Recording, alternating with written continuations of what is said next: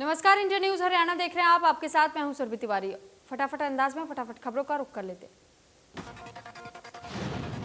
देश में कोरोना मामलों में लगातार गिरावट दर्ज की जा रही है। 24 घंटे में 87,000 से ज्यादा नए केस सामने आए हैं। 2,115 मरीजों की मौत हुई है।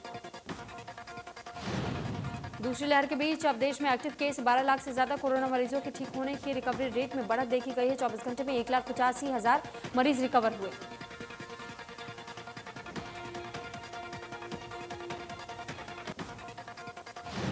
आगरा में मरीजों की मौत पर राहुल गांधी ने ट्वीट कर सरकार पर हमला बोला है। लिखा कि बीजेपी सरकार में ऑक्सीजन और मानवता की भारी कमी है। प्रियंका गांधी ने एक बार फिर सरकार के सवाल किया है। ट्वीट कर लिखा कि कोविड से मौतों में सरकार और शमशान कब्रिस्तान के आंकड़ों में फर्क क्यों। महाराष्ट्र में कोरोना के केस लगातार कम हो रहे हैं। एक दिन में महाराष्ट्र में कोरोना के 10,219 नए मरीज मिले हैं, जबकि 21,000 कोविड मरीज ठीक हुए हैं।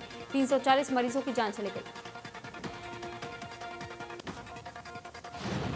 दिल्ली में 24 घंटे में 213 से ज्यादा केस मिले। 36 मरीजों ने दम तोड़ दिया। दिल्ली में अब 5,000 से ज्यादा केस एक्टिव। यूपी में कोरोना संक्रमण की दूसरी लहर कमजोर होती जा रही है, जिसे देखते हुए प्रदेश के सभी 75 जिलों को कोरोना कर्फ्यू से मुक्त कर दिया गया। कोरोना संकट के बीच प्रधानमंत्री नरेंद्र मोदी ने बड़ा ऐलान किया है। योग दिवस यानी 21 जून से देश में 18 साल से अधिक उम्र वाले सभी लोगों को भारत सरकार द्वारा मुफ्त वैक्सीन लगाई जाएगी।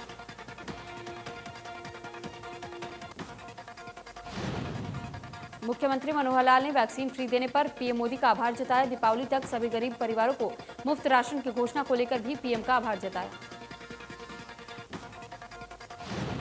सीएम ने प्रेस कॉन्फ्रेंस कर कहा कि नीति आयोग की 2020 की रिपोर्ट में मोस्ट परफॉर्मिंग स्टेट्स में बड़े राज्यों में हरियाणा का नाम प्रथम आया। 15 कैटेगरी में से 8 में हरियाणा 65% से ऊपर है।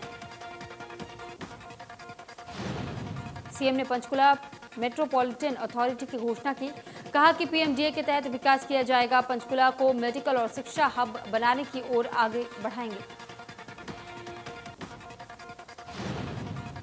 सीएम ने कहा कि पर्यटन के लिहाज से पंचकुला को और विकसित किया जाएगा। सड़कों का जाल बनाया जाएगा। एयरपोर्ट को पंचकुला से सीधा जोड़ जाएगा।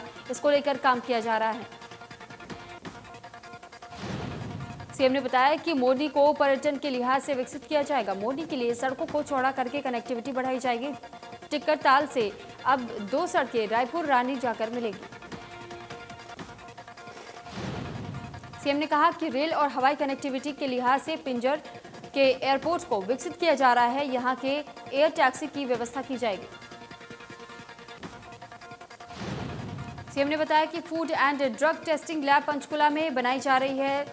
थापली में पंचकर्मा केंद्र बनाया जा रहा है। पंचकुला में फार्म उद्योग को बढ़ावा देने के लिए बरवाला में फार्म क्लस्टर के तौर पर आगे बढ़ाया जा रहा है। सीएम ने कहा कि पंचकुला के आईटी पार्क को विकसित करने के लिए आगे बढ़ रहे हैं। निफ्ट का भवन तैयार हो रहा है और एचएमटी के 60 एकड़ जमीन पर फिल्म सिटी तैयार की जा रही है। सीएम मनोहर लाल ने बताया कि मोरनी में पैराग्लाइडिंग 20 जून से शुरू हो जाएगी। मोरनी में ट्रैकिंग रूट्स भी तय किए गए हैं। सीएम ने कहा कि पंचकुला में ऑक्सी वन की स्थापना की गई है।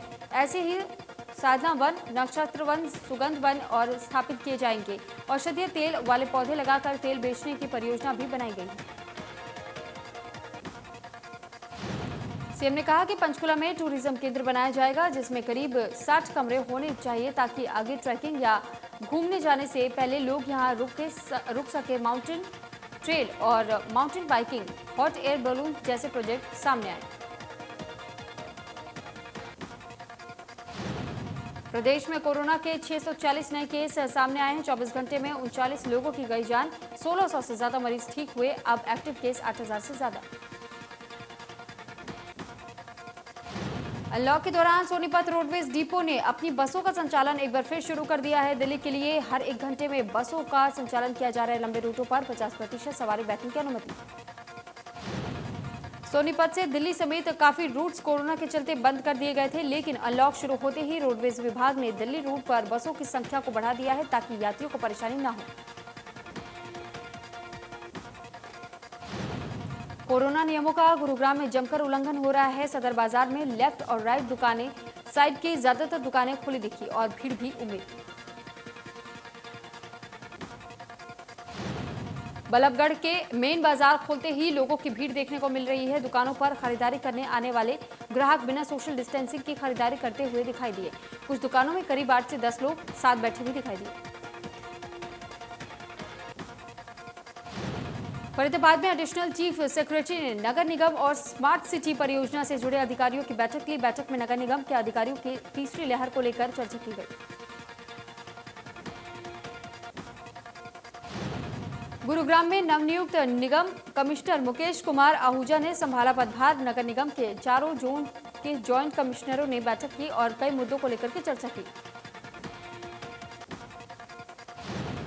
नूह में नए उपायुक्त शक्ति सिंह ने पदभार संभाला। इससे पहले उपायुक्त शक्ति सिंह हरियाणा राज्य शुगर फेडरेशन के एमडी के पद पर कार्यरत थे। नवनियुक्त डीसी ने कहा कि जिले में आमजन से जुड़ी समस्याओं का तुरंत निदान हो, इसके लिए तेजी से प्रयास रहेगा। बाकी समस्याओं को लेकर के फीडबैक लिया जाएगा और उसके बाद उनका निदान करने का प्रयास किया जाएगा। जिला उपायुक्त ने केंद्र और प्रदेश सरकार की कल्याणकारी योजनाओं की समीक्षा की और अधिकारियों से कहा कि हमारा मुख्य लक्ष्य यही रहना चाहिए कि गांव के अंतिम व्यक्ति का कल्याणकारी योजनाओं का लाभ पहुंच सके। भिवानी में सीएम फ्लाइंग ने ताबड़तोड़ छापेमारी कार्रवाई की। इस दौरान टीम ने पनीर और तेल की सैंपलिंग की। कार्रवाई के दौरान टीम ने नमकीन बनाने वाली फैक्ट्री में सफाई न होने पर नाराजगी जताई। सीएम फ्लाइंग के इंस्पेक्टर ने बताया कि उन्हें सूचना मिली थी कि मंडी में एक व्यक्ति पनीर बेचने का काम करता था। उसे पहले भी कई बार पकड़ा गया। उसे मापदंड सही नहीं है।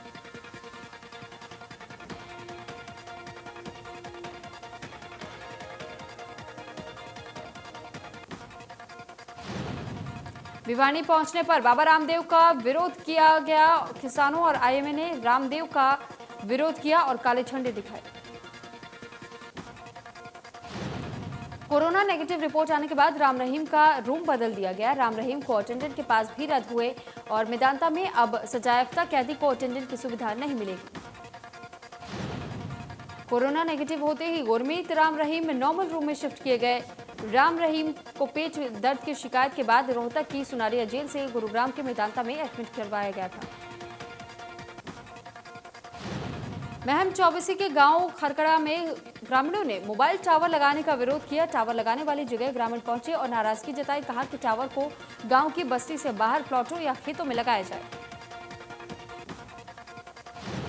ग्रामीणों का कहना है कि मोबाइल टावरों से गांव में बीमारी फैलती है, जिससे पशु पक्षी और लोगों को खतरा हो सकता है। चरखी दादरी में प्राइवेट अस्पताल पर लापरवाही का आरोप है। परिजनों का आरोप है कि अस्पताल की लापरवाही के चलते डिलीवरी के दौरान महिला और बच्चे दोनों की मौत हुई। मामले में पुलिस ने अस्पताल संचालिका पर केस दर्ज कर लिया है। शव को पोस्टमार्टम के लिए सिविल अस्पताल में रखवा दिया है। परिजनों ने डॉक्टर की गिरफ्तारी होने तक पोस्टमार्टम नहीं होने की बात कही है। फरीदाबाद में वन भूमि पर कब्जे के मामले में सुप्रीम कोर्ट ने जमीन से कब्जा हटाने का आदेश दिया है। 6 हफ्ते में करीब 10,000 झुग्गियों को हटाने का आदेश जारी किया। करनाल के सांसद संजय भाटिया ने इंद्री में पहुंचकर इलाके के लोगों की समस्या को सुना। इस मौके पर सांसद संजय भाटिया ने जमा पानी के हल को लेकर प्रशासनिक अधिकारियों से विचार विमर्श किया। किसान आंदोलन पर संजय भाटिया ने कहा कि हमारे देश का किसान भोला भाला है, लेकिन कुछ कथित किसान नेताओं ने इनको बरगला रखा है। तीनों कृषि कानून किसानों के हक में हैं। शहर में से गुजर रहे लोडेड वाहनों की एंट्री को रोकने के लिए पूछे गए सवाल में उन्होंने तुरंत संज्ञान लिया और इसके लिए इंद्री डीएसपी को कार्रवाई करने के आदेश दिए। अंबाला में आंगनवाड़ी वर्कर्स और हेल्पर यूनियन में मेंबर ने अपनी मांगों को लेकर के डीसी ऑफिस के बाहर प्रदर्शन किया और सरकार के खिलाफ जमकर नारेबाजी की। आंगनवाड़ी वर्कर्स ने कहा कि सरकार लगातार उनकी मांगों को नजरअंदाज कर रही है। सरकार द्वारा उन्हें पोषण ऐप चलाने के लिए दबाव दिया जा रहा है, लेकिन ना तो उनके पास स्मार्टफोन है और ना ही ऐप चलाने का तजुर्बा। यूनियन के नेताओं ने डीसी के माध्यम से सरकार के नाम ज्ञापन सौंपते हुए मांग उठाई कि कर्मचारियों को स्मार्टफोन, डेटा और ट्रेनिंग दी जाए ताकि आंगनवाड़ी वर्कर सरकार द्वारा दी जा रही पॉलिसी के अनुसार काम कर सके। झज्जर जिले में अब ड्राइव थ्रू वैक्सीनेशन अभियान शुरू किया गया। ये जानकारी सोमवार को जिला उपायुक्त श्यामलाल पुनिया ने बहादुरगढ़ में दी। उपायुक्त यहां निर्माणाधीन ऑक्सीजन प्लांट का निरीक्षण करने के साथ साथ वैक्सीनेशन सेंटरों का भी निरीक्षण करने आए थे। उपायुक्त पुनिया ने कहा कि झज्जर जिले में ड्राइव थ्रू वैक्सीनेशन जल्द से जल्द शुरू हो सके, इसके लिए स्वास्थ्य अधिकारियों के साथ मिलकर जिला प्रशासन रणनीति बनाएगी। जिले में अब तक 2,14,000 लोगों को वैक्सीनेशन लग चुकी है। उपायुक्त ने कहा कि संभावित तीसरी लहर से निपटने के लिए जिला प्रशासन ने पूरे इंतजाम किए हैं। बच्चों के पर्याप्त बेड, ऑक्सीजन और दवाइयों की व्यवस्था की गई है। बता दें कि झज्जर जिले में बीती देर शाम जो रिपोर्ट आई है उसमें 2 और कोरोना मरीज में जहां दम तोड़ा है तो वहीं 14 नए कोरोना के मामले भी सामने आए हैं। करनाल में चीनी मिल के नवीनीकरण और विस्तारीकरण पर खर्च हुए करीब 270 करोड़ रुपए, 130 गांवों के किसानों को मिलेगा सीधा लाभ।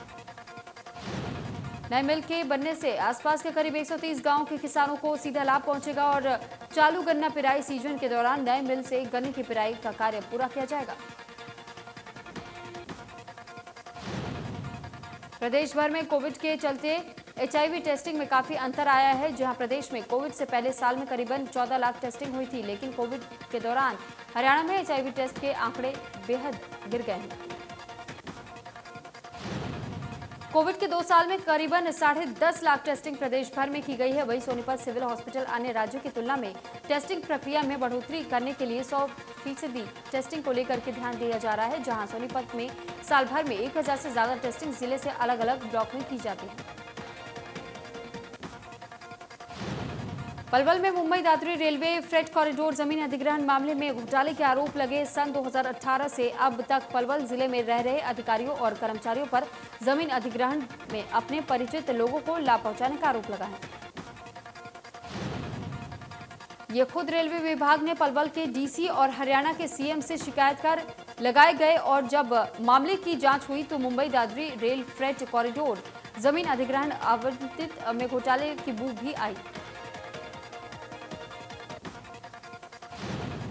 रिपोर्ट में 3 सब डिविजनल मजिस्ट्रेट, 5 तहसीलदार, 6 रजिस्ट्री क्लर्क और पटवारी व 2 उच्च अधिकारियों के नाम भी शामिल किए गए।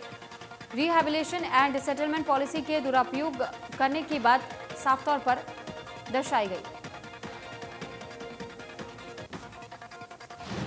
लॉकडाउन के दौरान सदर बाजार सहित क्षेत्र के सभी बाजारों में सोमवार सुबह दोनों साइड खोली थी। जानकारी मिलने के बाद SDM जयवीर यादव, यातायात थाना प्रभारी बहादुर सिंह बाजार में निकले। दुकानदारों को समझाया गया कि लेफ्ट साइड की दुकानें खोलेंगी और मंगलवार को राइट साइड की दुकानें खोलने की बारी है। प्रशासन द्वारा पिछले सप्ताह दुकानें खोलने की जो नियम बनाए गए हैं वही लागू रहेंगे। गोहाना ब्लॉक के सभी आशा वर्करों ने नागरिक अस्पताल में इकट्ठा होकर सरकार के खिलाफ रोष प्रदर्शन करते हुए सरकार के खिलाफ जमकर नारेबाजी की। आशा वर्कर्स ने 2 घंटे का सांकेतिक धरना देते हुए अपनी बात को रखा। उनका कहना था कि अपने फोनों में किसी भी कीमत में MGM सील्ड 360 ऐप को डाउनलोड नहीं करेंगे।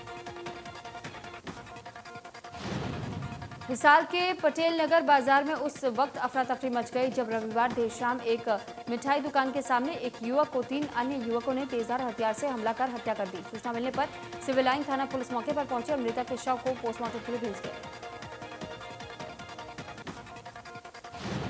युवक पर हमले की पूरी घटना CCTV कैमरे में कैद हो गई। घटना की गंभीरता को देखते हुए मौके पर हिसार पुलिस कप्तान बलवंत सिंह राणा भी पहुंचे। पलवल पुलिस को बड़ी सफलता हाथ लगी है। पुलिस ने साइबर क्राइम करने वाले गिरोह का भांडाफोड़ करते हुए महिला सहित 5 आरोपियों को गिरफ्तार किया।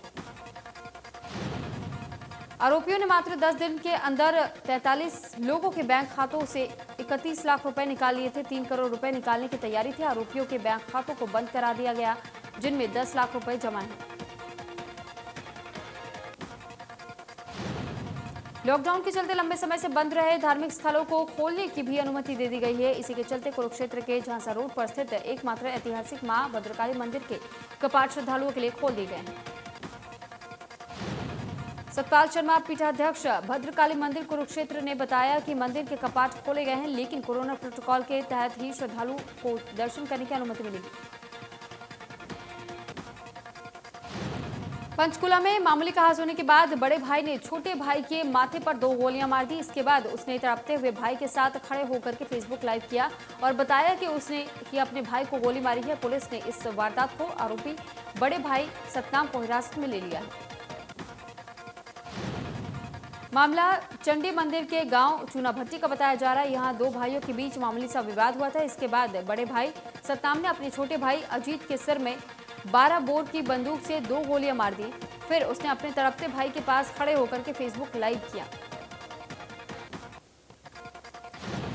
पृथला के गांव नरहावली के रहने वाले 2 लोगों का गांव नरियाला में झगड़ा हुआ। झगड़े में दोनों लोग बुरी तरह से घायल हो गए। गांव नरहावली के रहने वाले 2 युवक सुबह शॉपिंग के लिए अपने घर से निकले थे कि रास्ते में पड़ने वाले गांव नरियाला में उनका किसी बात को लेकर के कुछ लड़कों के साथ झगड़ा हो गया था, जिसमें दोनों युवकों को गंभीर चोटें आई हैं। डॉक्टरों की माने तो किसी तेज धार हथियार से इन घायल युवकों पर हमले किए गए थे। घटना के बाद घायलों को बल्लभगढ़ के सिविल अस्पताल लाया गया, जहां इमरजेंसी वार्ड के डॉक्टरों ने घायलों को प्राथमिक उपचार दिया।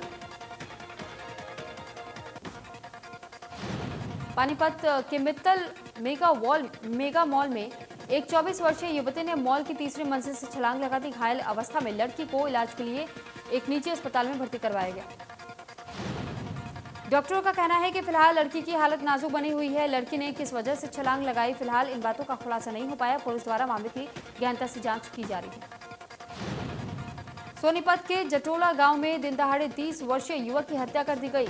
कई गोलियों मारकर मौत के घाट उतारा गया। पुरानी रंजिश के चलते हत्या की गई। कुरुक्षेत्र में स्वास्थ्य विभाग के मेहनत के चलते कोरोना पर काबू पाया गया। जिले में रिकवरी रेट 97% तक पहुंच गया है। अब महज 369 एक्टिव केस रह गए हैं। रोहतक के धार्मिक स्थानों के खुलने से श्रद्धालु और पुजारी काफी खुश हैं। उनका कहना है कि जो 21 लोगों की अनुमति धार्मिक संस्थानों में जाने के लिए दी गई है, वो बिल्कुल सही कदम है। श्रद्धालुओं ने कहा कि कोरोना संक्रमण की कमी आई है, लेकिन फिर भी मंदिर में पहुंचकर सोशल डिस्टेंसिंग की पालना करेंगे और मास्क और सैनिटाइजर का भी इस्तेमाल करेंगे, ताकि कोई भी दिक्कत भविष्य में न हो। गर्मी के मौसम में बारिश, आंधी या ओवरलोड के चलते डैमेज हुए ट्रांसफार्मर से होने वाले लंबे बिजली ब्रेकडाउन को कम करने के लिए उत्तर हरियाणा बिजली निगम ने खास योजना बनाई है। अंबाला में हर सब डिवीजन पर 3 से 4 पोर्टेबल ट्रांसफार्मर ट्रॉली तैयार किया जा रहा है, जिन्हें कहीं भी ट्रांसफार्मर डैमेज होने पर गाड़ी की मदद से ले जाया जाए। इसके अलावा ट्रांसफार्मर बैंक भी तैयार किए जा रहे हैं, जिनमें रिजर्व ट्रांसफार्मर तैयार रखे जाएंगे। और बिजली निगम एसआई ने बताया कि इन दोनों प्लानों से कंज्यूमर को काफी राहत मिलेगी। कंट्रोल रूम में भी मजबूत बनाया गया है, ताकि जनता की समस्या को जल्द से जल्द ठीक किया जा सके। अंबाला में 56 वर्षीय व्यक्ति ने ऑनलाइन 90,000 रुपए की ठगी का मामला सामने आया है। इस ठगी को फोन पे और पेटीएम के माध्यम से अंजाम दिया गया है। गुरुग्राम पुलिस ने भारी मात्रा में हथियार के साथ 2 लोगों को गिरफ्तार किया है। गुरुग्राम पुलिस द्वारा पकड़े गए दोनों ही तस्कर दिल्ली, यूपी, राजस्थान और हरियाणा में अवैध हथियारों की तस्करी को अंजाम देते थे। पुलिस ने आरोपियों के पास से 11 देसी पिस्टल, 22 मैगजीन, 15 गोलियां, 1 बैग एवं हथियार के सप्लाई में इस्तेमाल की जा रही बाइक बरामद की है।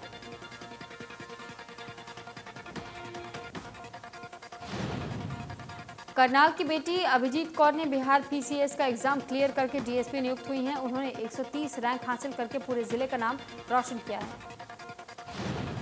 फरीदाबाद रेलवे स्टेशन पीसीआर परिसर में ऑक्सीजन से भरे करीब 10 से ज्यादा टैंकर खड़े हैं। ये टैंकर गुजरात के जामनगर, हजीरा और उड़ीसा से ऑक्सीजन स्पेशल ट्रेन के जरिए आए थे।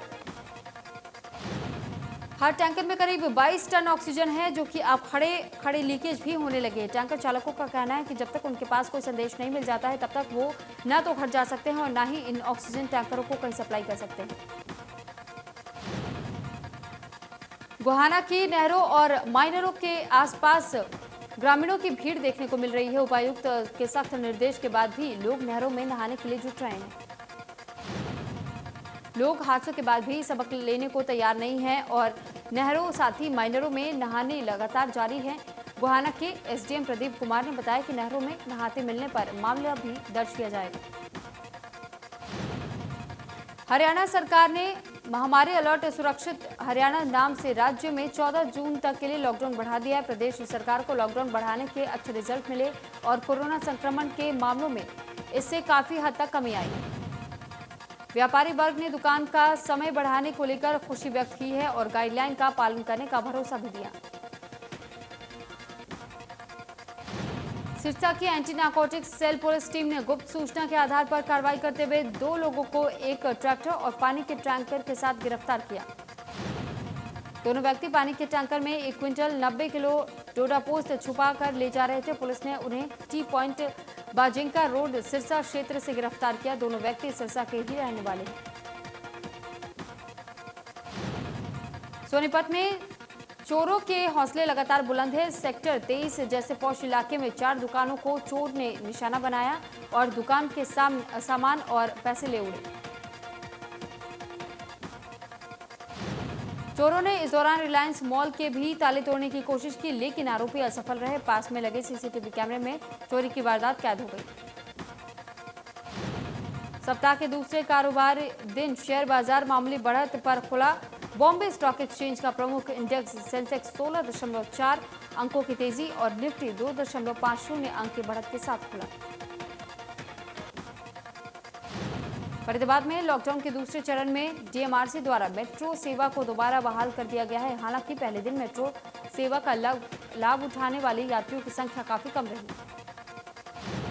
कोरोना को लेकर तमाम शिकायतों का पालन सुनिश्चित करवाने के लिए मेट्रो स्टेशन पर कर्मचारी मुस्तैद रहेंगे। मेट्रो में प्रवेश करने से पूर्व यात्रियों की स्क्रीनिंग की जा रही है। साथ ही मास्क और सैनिटाइजर का प्रयोग सुनिश्चित किया जा रहा है।